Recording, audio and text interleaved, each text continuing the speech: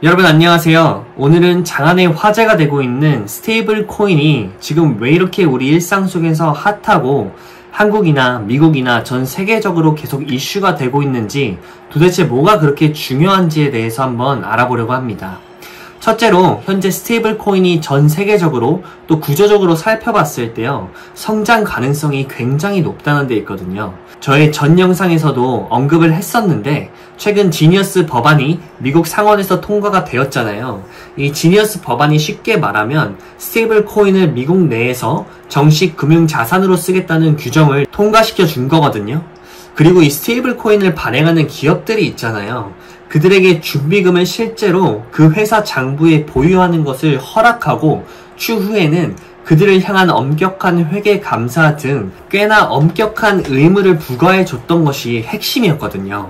이런 것들을 회사에 부과하는 게 겉으로 봤을 때 안 좋아 보일 수도 있겠지만 그게 아니고요.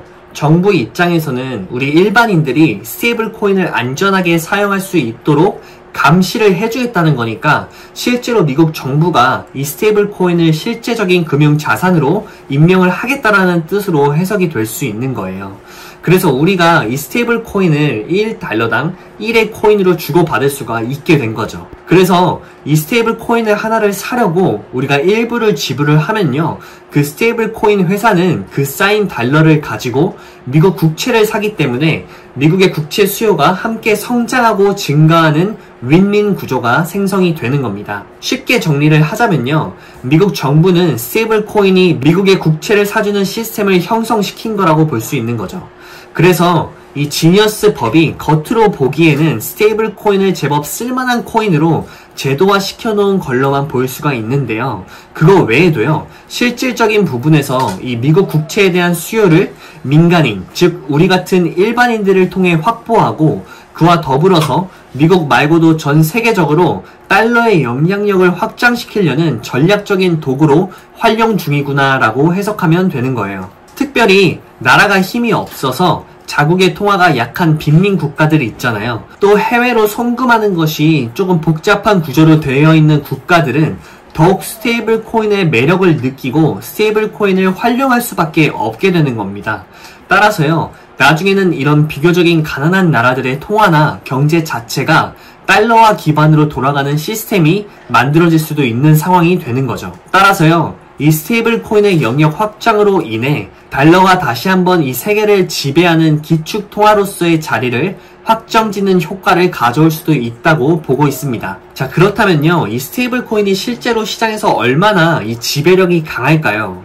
일단 미국 내에서 스테이블 코인이 생겨나고 번져가는 그 지배력 및 확장의 속도를 제가 직접 미국에 사는 사람으로서 평가를 해보자면요, 어마어마해요. 일단 확장 자체가 너무나도 빠르고요. 나라의 대통령인 트럼프도 계속 법안들을 빨리 통과시켜 버리니까요, 뭐 방해물 자체가 있을 수가 없는 상황이라고 보시면 됩니다. 이 스테이블 코인의 상품성 자체만으로도 꽤나 뛰어난데 정책적으로까지 미뤄져 버리면 이걸 막을 방법이 있을까 싶을 정도로요, 좀 너무 막강하다라는 생각이 드는 게 사실인 것 같아요. 지금 보면은 작년에 거래된 금액만 봐도 무려 27.6조 달러 정도가 되는데요. 이거 비자랑 마스터카드를 합친 거래 금액보다도 지금 크다고 합니다. 한 세계를 점령했던 이 거대한 회사들을 이제 막 이슈가 되고 있는 이 스테이블 코인이 앞지르고 있다는 게 믿겨지시나요, 여러분? 근데요, 생각해보면 일반적으로 사용되는 카드 수수료가 보통 1.5%에서 3% 정도가 나온다고 하고요. 미국의 아마존이나 월마트도 수수료가 2에서 3.5%까지 나오는 상황이라고 해요. 게다가 이 국제거래, 즉 만약에 우리나라에서 주문을 하다 보면 저 2에서 3.5%에 추가로 1%가 더 붙는다고 합니다. 반면에 이 스테이블 코인은 수수료가 1% 미만으로 공략하고 있는 상황이기 때문에요, 이 숫자만 본다고 하더라도 좀 스테이블 코인이 압도적인 상황이라고 볼 수 있을 것 같아요. 자, 그럼 우리나라 상황도 한번 지켜보자면요, 지금 빨리 미국의 속도에 맞춰가야 되는 상황이잖아요. 우리가 여기서 뒤처지면 이거 쉽지 않을 거거든요. 근데 굉장히 다행히도요, 우리나라 정부도 이에 대한 인지가 굉장히 잘 되어 있는 것 같고요.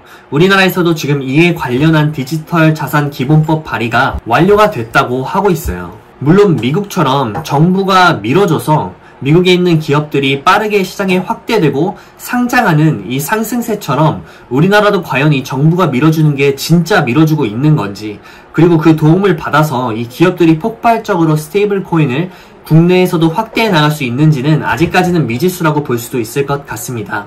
어쨌든 이 디지털 금융화가 단순 개인 간 송금이 아니고요.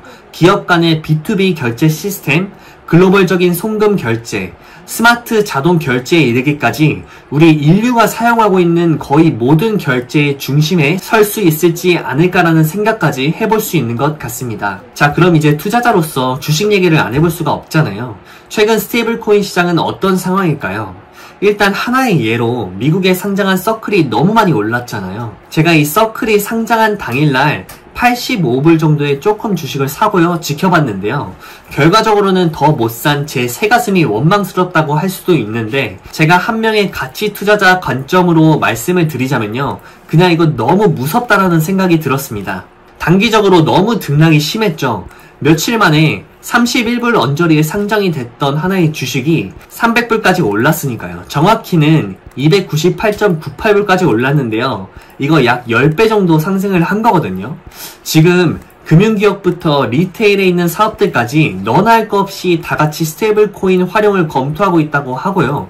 그리고 그렇다 보니까 수급이 너무 많이 몰리다 보니 이런 일이 생겼다고 할 수 있을 것 같아요. 정책적으로 너무 밀어주다 보니까 어느새 정책 수혜주처럼 작용을 해서 단기 수급이 많이 몰려있는 거거든요. 근데요, 여러분, 여기서 하나를 살펴보자면 지금 이 스테이블 코인 시장 대부분은 이자 수익으로 회사를 운영하는 구조인데요. 만약 추후에 미국의 금리가 인하를 하게 된다면요, 스테이블 코인사의 수익성이 상당히 낮아질 수도 있습니다.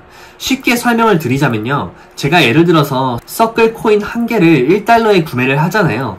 그럼 그 회사는 저에게 받은 달러를 안전한 미국의 국채나 MMF 등에 예치를 하겠죠. 그럼 그 예치된 자산에서 이익 수익이 발생할 거고요. 현재 미국의 단기 국채 금리가 5%라고 한다면 1억 달러를 예치했을 때 연간 500만 달러를 벌 수 있는 구조가 생기겠죠. 하지만 예를 들어서 미국이 추후에 금리를 계속 낮춰서요, 5%였던 금리가 2%까지 떨어졌다고 가정을 해봅시다. 그럼 이제 같은 1억 달러를 예치했다고 해도 연간 200만 달러밖에 벌 수가 없으니까 금리에 따른 회사의 수익이 천차만별이 될 수 있다는 리스크가 존재한다는 거예요. 이 부분에서는 스테이블 코인 발행사도 이자 수익 외에 다른 수입원이 필요하다라는 숙제가 있을 수 있겠죠. 아무튼 그래서 급하게 포모가 와서 투자에 진입하기보다는 일단 마음을 진정시키고요, 이 스테이블 코인에 대한 공부를 해서 이 회사와 이 업계 자체를 이해하는 게 정말 중요하다는 생각이 듭니다. 이 서클에 대한 설명을 좀 더 덧붙이자면요, 이 서클은 미국에서도 가장 핫한 회사라고 봐도 무방한 회사죠. 이 회사는 가장 친화적인 방법으로 미국 시장과 융합을 잘 이루어가고 있는 미국의 대표 스테이블 코인 회사라고 보시면 됩니다. 현재 실제 결제 시스템을 비자 같은 대형 카드사와 연동해서 사용되고 있다고 보시면 되고요. 아마 머지않은 훗날에는 다른 대형 업계들, 뭐 애플, 아마존, 또 월마트 같은 이런 대형 업체들에서 서클을 채택해서 결제에 도입해서 사용하게 된다면요, 그때는 이 서클의 수익성이요, 천문학적으로 성장할 수 있는 계기가 될 것으로 예상이 되는 상황인데요. 이 부분에 대한 기대와 트럼프가 밀어주는 이 모든 뉴스들이 현재 서클 주가를 엄청나게 미리 끌어올렸다고 해석할 수도 있는 거겠죠. 그래서 보시면요, 현재 서클의 시가총액은 약 60조 정도 되는데요. 그리고 영업이익을 보면 한 약 2천억 정도 되네요. 이렇게 보면 거의 300배에 이르는 멀티플이 적용되어 있는 걸 확인할 수 있고요. 그래서요, 뭐 분석적으로 이 회사에 접근을 한다라는 건 좀 무의미할 수도 있겠다라는 생각이 듭니다. 요즘 핫한 회사들을 보면 뭐 재무제표와 상관없이 움직이는 경우들이 너무 많잖아요. 예를 들어서 뭐 테슬라 같은. 그렇기 때문에요, 지금 이 숫자적인 부분은 투자를 하겠다고 하는 투자자들의 입장에서 바라보자면요, 너무 신경 써버리면 아예 접근 자체를 못할 수도 있겠다라는 생각도 들어요.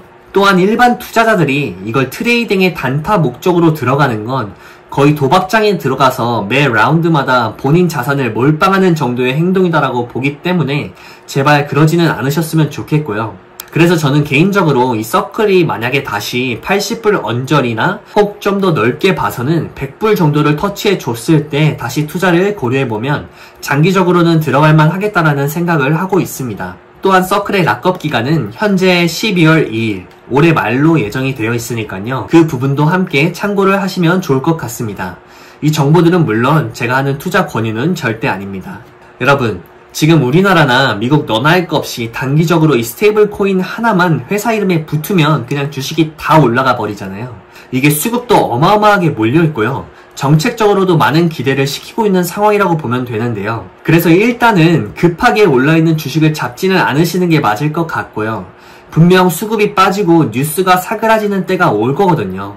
하지만 그때도 여전히 이 스테이블 코인은 더 이상 배제할 수 없는 결제 수단이 되어 있을 테니까요. 그때까지는 우리가 이 스테이블 코인에 대한 지식을 전문가 수준으로 끌어올리는 시간으로 삼고 공부를 해나가면 좋겠다라는 생각이 들어요. 자, 그래서요. 이 정책적으로 많은 수혜를 받고 있는 이 스테이블 코인이 아직까지는 새롭지만 완전히 자리를 잡을 그때를 바라보면서 계속해서 공부를 해나가시면 좋겠다는 결론이 드는 거고요. 이게 과거의 어정쩡한 기술들, 메타버스나 NFT와는 좀 다르게 국가 단위로 밀어주는 상황이기 때문에 이렇게 그냥 지나갈 기술로는 보여지지 않고요. 지금 현재 단기적으로 너무 투기성이 짙은 이 높은 주가에 너무 불안해하지 마시고요.